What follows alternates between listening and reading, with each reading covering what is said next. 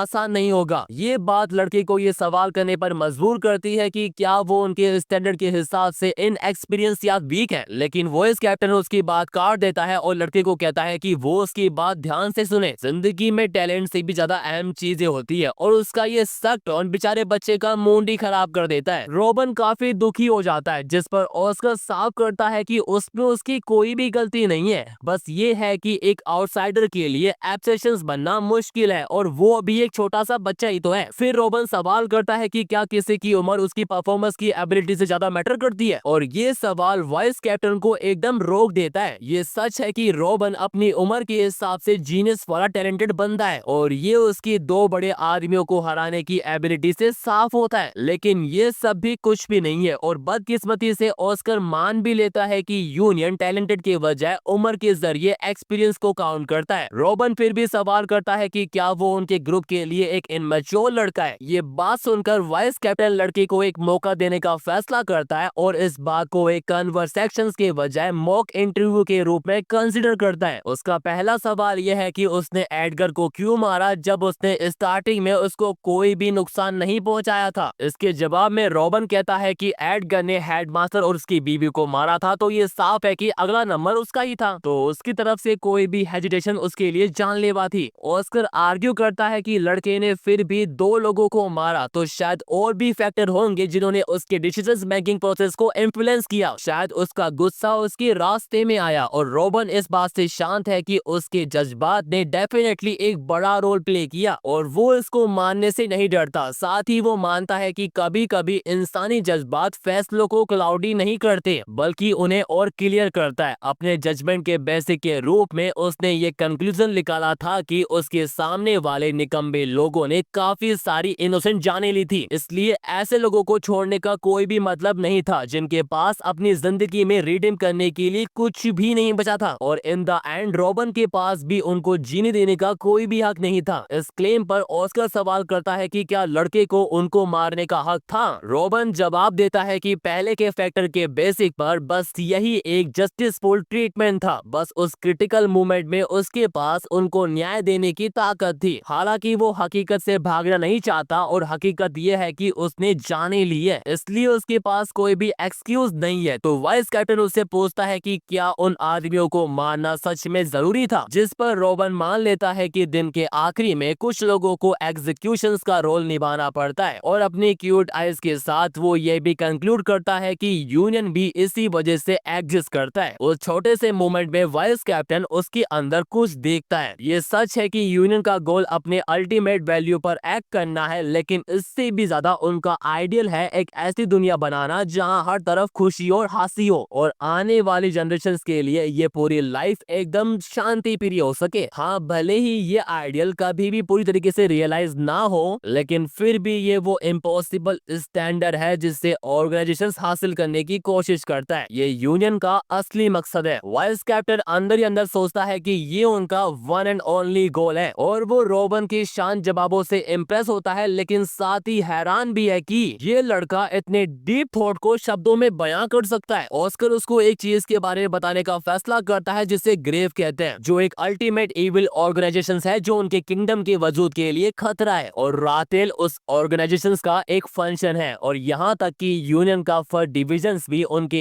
Evil farm को खत्म करने के लिए कड़ी मेहनत कर रहा है। और भले ही ये प्रोसेस टीडियस होगा, वो सोचता है कि रोबन का कंट्रीब्यूशन वो टिपिंग पॉइंट हो सकता है जिसकी उनको नीड है। रोबन ऑस्कर के इस रिमार्क से कंफ्यूज हो जाता है, तो वो इस कैप्टन कंक्लूड करता है कि वो यूनियन जाएगा अपनी एबिलिटीज को इम्प्रूव करने के लिए, और एक बार वो ऐसा कर लेगा तब वो उसको अपना मानेंगे। अभी के लिए वो चाहता है कि रोबन उसके अपने एक्सपेक्टेशंस पर खरा उतरे, और इसी के साथ उनकी मीटिंग खत्म हो जाती है। उसके बाद ऑस्कर की टीम बाहर इकट्ठा होती है जहां वो डेंटन शेल्टर के इविल ऑपरेशंस का ऐलान करता है जो रैटल के डार्क प्लान में हेल्प कर रहे थे। लेकिन खुशकिस्मती से यूनियन ने एक बार फिर से इस एरिया के अंधेरे को खत्म कर दिया, और अब से डेंटन शेल्टर एक प्रॉपर ऑपरेशन रिज्यूम करेगा। इसके अलावा वो डिविजन्स को डिपार्ट करने का इशारा देता है, और इन द एंड वो अपने सब कोऑर्डिनेट सिएना को बुलाता है और उसको कुछ इंस्ट्रक्शंस देता है। पहली नजर में छोटा लड़का नोटिस करता है कि वो ब्लू माना के रिपल्स में चमक रही है। ऑस्कर चाहता है कि लड़की को यूनियन तक सेफ स्पोर्ट किया जाए, तो वो काम ये लड़की करेगी। सिएना अपना इंट्रोडक्शन देती है कि वो पिलर ऑफ फेथ की रनर है, और बताती है कि यूनियन तक पहुंचने में कम से कम 2 हफ्ते लगेंगे। अब क्योंकि ये एक लंबी जर्नी है, तो वो उसको जल्दी से जरूरी लगेज इकट्ठा करने को कहती है। लेकिन खुशकिस्मती से लड़के के पास छोड़ने के लिए कोई यूजफुल चीज है ही नहीं। सिएना उसको याद दिलाती है कि उसको दूसरा मौका नहीं मिलेगा, और उसके किसी भी सवाल का जवाब देने को भी तैयार है। रोबन सीधा उसके बारे में पूछता है और जानता है कि वो एक डार्क इल्फ है। रोबन उसकी चमकीली ऑरा से स्तन हो जाता है और कहता है कि उसको लगा था कि डार्क इल्फ की ऑरा और भी डार्क होती है। लड़की उसकी क्लेम से थोड़ी बहुत हैरान हो जाती है, लेकिन फिर भी रोबन अपनी हद पार करने के लिए उससे माफी मांगता है। रोबन बस सिएना की मिस्टीरियस पर्सनालिटी से इंट्रिग्ड है। सिएना जवाब देती है कि वो शायद उसके ब्लड लाइन की वजह से वो ऐसा बिहेव कर रही है, लेकिन वो अपने कमेंट पर ज्यादा एलैबोरेटेड नहीं करती और घोड़े पर चढ़ जाती है ताकि वो निकल सके। ऑस्कर लड़के को अभी के लिए अलविदा कहता है, और बदले में रोबन भी सभी को अपना ख्याल रखने के लिए कहता है। भाई बंदा अपनी सिंसियरिटी से सबका दिल जीत लेता है, और इस तरह उनकी यूनियन की जर्नी शुरू होती है। अगले सीन में हम फास्ट फॉरवर्ड करते हुए रोबन और सिएना को रात के लिए कैंप लगाते हुए देखते हैं। वो लड़के को उसकी तलवार के लिए एक छोटा सा सीट देती है, और लड़का काफी देर तक क्यूरियस था कि वो क्या करने में बिजी थी, और उसे पता पड़ता है कि वो उसके लिए एक छोटा सा गिफ्ट तैयार कर रही थी। रोबन सच में काफी खुश होता है, और वो उसको फॉर्मली एड्रेस करता है जो उसे बिल्कुल भी पसंद नहीं आता, और साथ ही उसको बड़ी बहन बुलाना भी नेचुरल नहीं लगता। तो इसकी वजह लड़का उसको सुनबे बुलाने का फैसला करता है, क्योंकि वो जल्दी साथ काम करने वाले हैं ना। लड़के के प्लेफुल अंदाज को देखकर डार्क इल्फ थोड़ा सा शर्मा के अपना मुंह फेर लेती है। वो अपनी टेलीकिनेटिक एबिलिटी के साथ खेलता है, टूटी हुई तलवार को हवा में घुमाता है। सिएना उसकी टैलेंट को नोटिस करती है, जबकि लड़का याद करता है कि वाइस कैप्टन ने उसकी पावर को टेलीकिनेटिक कहा था। वो इस डेफिनेशन से सहमत है, लेकिन ये ज्यादा इसलिए है क्योंकि ये लड़के के मैजिक से सबसे करीबी डेफिनेशन है। कंफ्यूज होकर रोबन पूछता है कि उसकी पावर को सबसे बेहतर क्या डिफाइन करता है। जवाब में वो उसको बताती है कि ये कहना मुश्किल है, क्योंकि उसका मैजिक काफी यूनिक लगता है। उसकी पावर किसी भी मैजिक या स्पेल के बिना सीधा माना को कंट्रोल करने में कैपेबल है। ये वही डिवाइन पावर है जो सिर्फ एशियन इल्फ्स के पास थी, जो इल्फ्स की ओरिजिनल रेस थे, इससे पहले कि वो डार्क इल्फ जैसे कई रेसेस में बढ़ गए। सिर्फ लड़के की आंखों के रेंज के बेसिक पर वो बता सकती है कि रोबन के पेरेंट्स ऑर्डिनरी टाइप के बिल्कुल नहीं थे। उसके बाद अगले दिन रोबन और सिएना यूनियन पहुंच जाता है, जो एक टाउन जैसा दिखता है। जब वो अंदर नेविगेट कर रहा होता है, वो बताती है कि ये 2 टाइप के जोन में बटा है, रेजिडेंशियल और कमर्शियल। लेकिन एक बात पक्की है कि यहाँ पर हर एक रेस रिसोर्स स्टॉक करने के लिए इकट्ठा होती है। ये पूरे कॉन्टिनेंट की सबसे डिपेंडेबल और सबसे पावरफुल जगह, ना सिर्फ इसकी स्ट्रक्चर की वजह से, बल्कि इसलिए क्योंकि यहाँ दुनिया के सबसे स्ट्रॉन्ग लोग इकट्ठा होते हैं। यही वजह है कि यूनियन को कॉन्टिनेंट का तलवार और किताब माना जाता है। जब वॉरियर्स और मेज सब एक साथ सिटीजन्स को ग्रेब जैसे